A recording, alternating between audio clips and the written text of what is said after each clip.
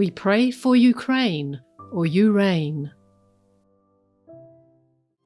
Our programs offer many languages. Please visit suprememastertv.com/schedule.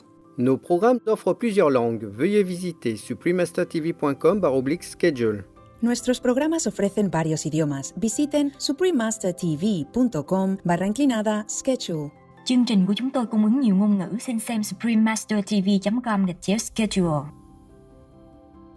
Jean Baur of Farm Sanctuary was presented the Shining World Compassion Award and a humble token contribution of $10,000 by Supreme Master Ching Hai, vegan, in 2020 for the safe haven with much love and gratitude in heaven's mercy.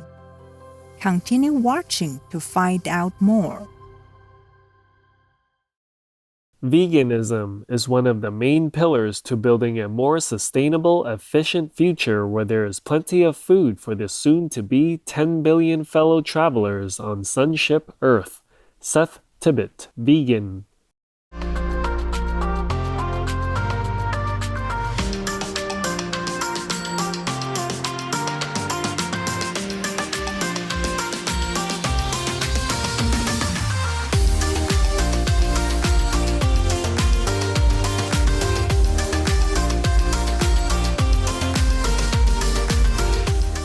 Loving viewers, when greeting an acquaintance in Bermuda, you could say "Wum."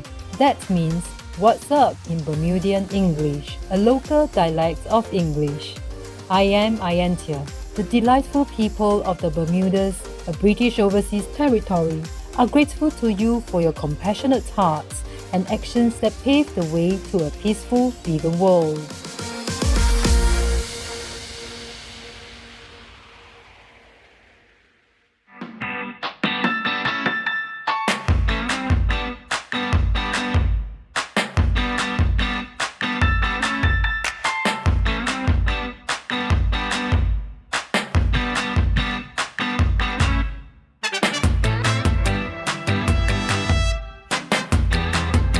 Wonder Kids? Yeah, you are vegan.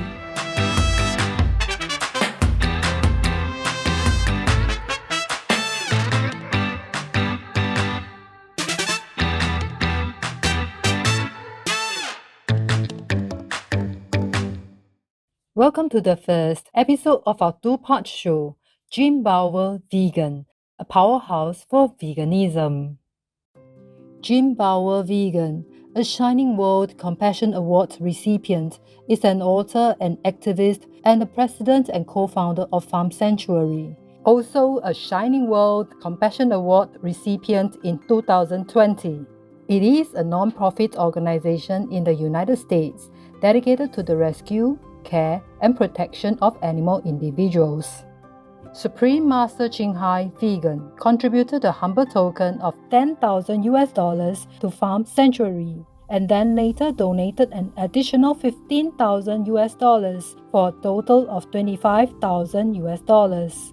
Jean also works tirelessly to promote veganism, protect animal people rights, and raise awareness about the inhumane conditions in animal people factories. Mr. Baur begins by telling us why he adopted a vegan lifestyle and how this decision directed the course of his life.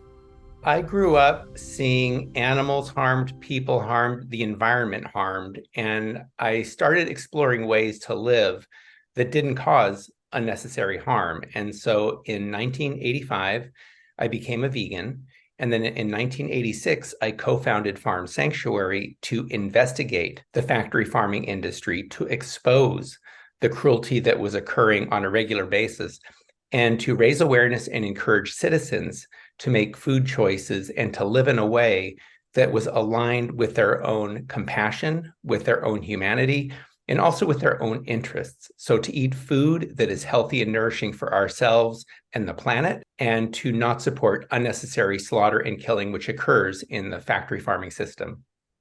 In 1986, while Jean Baur was investigating the deplorable conditions in a stockyard in Pennsylvania, he came across a pile of dead sheep people. He then noticed that one sheep person lying on top of the pile was still alive. Although Jean was humbly living in a park school bus at the time, Jean immediately rescued the sheep lady, took her home, and nursed her back to health. When Farm Sanctuary was founded, this lucky sheep person, later named Hilda, became its first resident. When it was founded in 1986, Farm Sanctuary was the first of its kind in the USA. It has since inspired the establishment of many other animal people sanctuaries throughout the nation. From its humble beginnings, Farm Sanctuary has expanded to 2 locations and cares for more than 600 plus rescued animal folks from raising operations.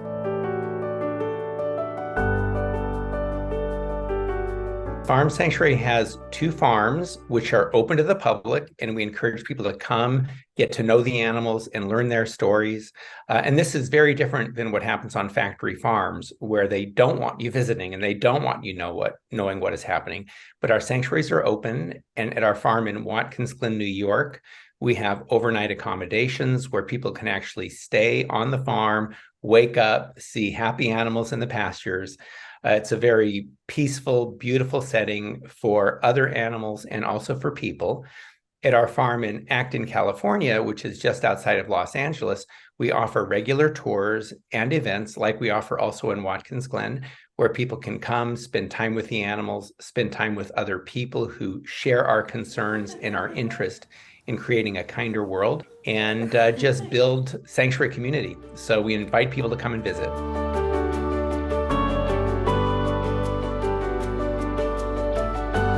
Each resident at Farm Sanctuary has their own unique story of how they came to be rescued. Jean shares one such story about Opie, a dairy calf. He was born on a dairy farm, and he was sent to the stockyard to be sold. The same day he was born, he was still wet from afterbirth, and it was a freezing day, and he was dying of hypothermia. So he was left in an alleyway, and I went up to the stockyard worker and I asked, "What is happening with this calf?" And he said, matter-of-factly, "I have to bury him later today." And so I said, "What if I take him off your hands?" And he said, "Sure, go ahead." So I took the calf to a nearby veterinarian who said he was in terrible shape. He was practically comatose. He couldn't lift his head. And she didn't want to treat him. She said it didn't make economic sense. But I explained to her that to us, this animal was not about economics or about making profit. This was an individual who deserved compassion and should be treated. So she finally gave him intravenous fluids. I brought him back to the sanctuary, and slowly the light started coming back into his eyes. He was able to lift his head. He was able to nurse on a bottle, and he was able to stand. And I was feeling really good after a couple of days. Although Opie's health had been restored, he still seemed to lack vitality. Jean was puzzled and wondered how to make the little calf happy. I wondered what was wrong. Why was he not thriving? And then it dawned on me that he needed to be with other cows. So I brought him out to the cow barn, and I brought him into a pen. All the other cows gathered around and started mooing, and he started mooing back, and you could see this spark ignite in him. And it really shows how, just like human beings, other animals are social animals, and they need to be in community, in a supportive community. And so that was Opie. He ended up living with us for nearly 20 years. He ended up weighing close to 3,000 pounds, and he was a gentle giant. And watching him heal also helped us to heal and to feel like we could do something positive in the midst of this horrendous factory farming industry. As Mr. Baur stated, little Opie was taken away from his mother on the day he was born. He explains that this brutal, inhumane practice is common in the dairy industry. Opie was born on a dairy farm, and in order for cows to produce milk, they have to have a baby. And so those babies are taken away at birth. And if they're male, they're useless to the dairy industry, and often they're just sold for slaughter. And that was the case with Opie. So he never knew his mother, unfortunately, just like most calves born on dairy farms do not know their mothers. And but thankfully he came to Farm Sanctuary, and he had many friends over the course of his life.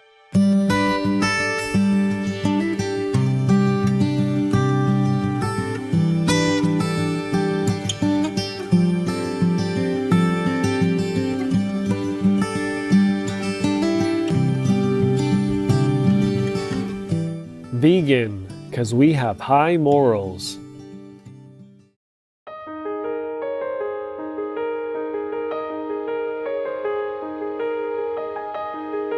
Empathetic viewers, we'll pause for a moment to thank the divine for the kind, compassionate people who rescue and care for animal persons. We will return shortly.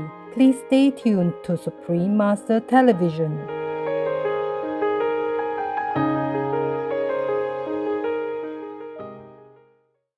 Russia, go home.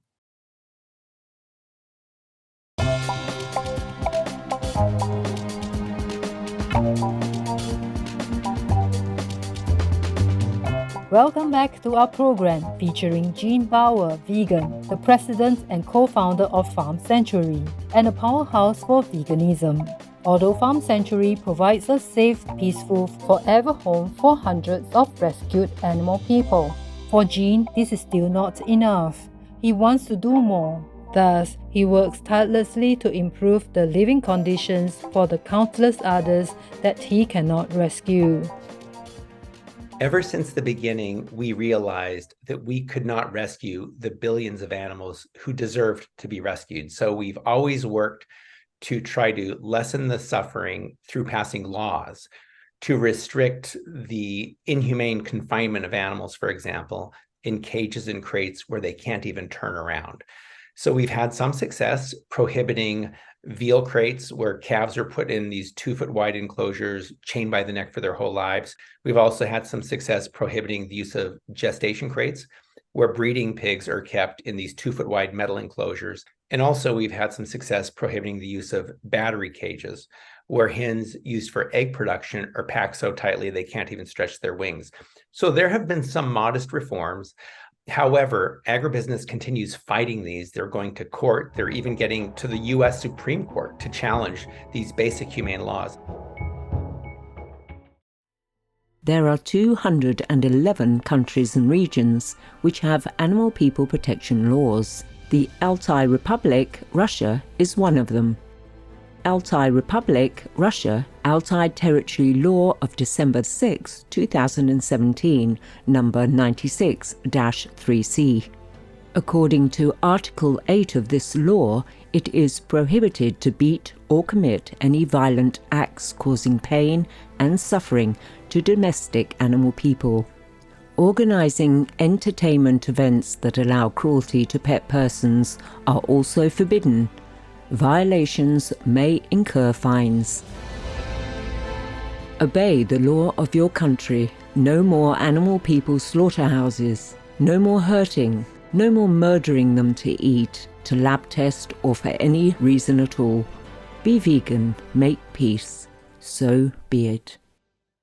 Jean Baur's animal people rights work has received international recognition and has been featured in renowned media such as the New York Times, Los Angeles Times, NBC, CBS, Fox News, CNN, the BBC, and many others. Mr. Baur says that one reason for Farm Sanctuary's many successes has been its collaboration with other like-minded people. Farm Sanctuary works with a wide variety of different individuals and organizations to advance our collective mission. We work with people who don't like to see animals suffer, and we also, in some cases, have been able to work with farmers and people who work on farms who share our concerns about the cruelty these animals experience. We also work with environmental organizations, social justice organizations, doctors, and health experts, because these issues are all connected. Our food system has profound impacts on other animals, on the planet, and on ourselves. And we work with a wide variety of individuals and organizations that share these concerns.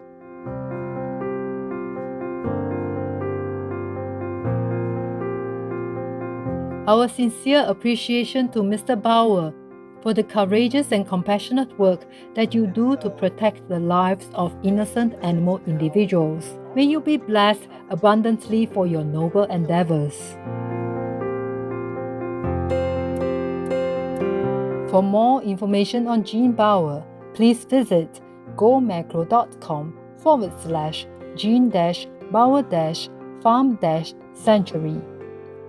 For more information on Farm Sanctuary, please visit farmsanctuary.org. Vegan. Anyone as lofty as you?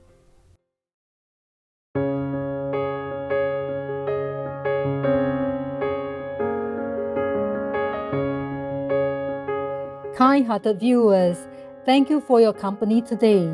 Please join us on Thursday, July 20th for Jean Baur Vegan, a powerhouse for veganism, part 2 of 2. Coming up next is The World's Elevating Consciousness and Rising Vegan Trend, part 11 of 12 on Between Master and Disciples, right after noteworthy news.